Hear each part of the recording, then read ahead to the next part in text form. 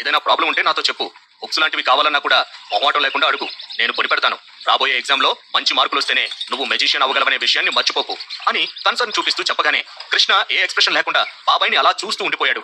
ఈలోపు ఊ అంటూ ఆ ప్రదేశంలో బలంగా గాలి వీచడం ప్రారంభించింది. విండ్ విండ్ విండ్ వింగ్స్ అని 2-3 సార్లు ఎవరో మంత్రం జపించినట్టు మాటలు కూడా వినిపించాయి. ఆ గాలి ప్రెషర్ కి అక్కడున్న గడ్డంతా ఊగుతూ ఎక్కడ చూసినా దుమ్ము ధూళితో నిండిపోయింది. అమ్మాయిలు వాళ్ళ డ్రెస్సులు ఎక్కడ ఎగిరిపోతాయో అన్నట్లు చేతులతో గట్టిగా పట్టుకున్నారు.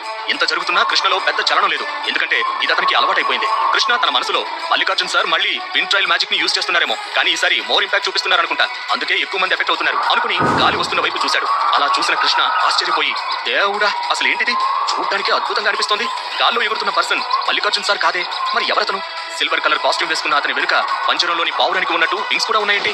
అవెంజర్స్ లో ఫాల్కన్ ని చూసిన ఫీలింగ్ కలుగుతోంది అంటూ కళ్ళు పెద్దవి చేసుకుని ఆనందంతో అటే చూస్తూ ఉండిపోయాడు. ఇంతకీ అతనెవరు? ఆ వ్యక్తి కృష్ణ జీవితంలో ఎలాంటి మార్పులు తీసుకొస్తాడు?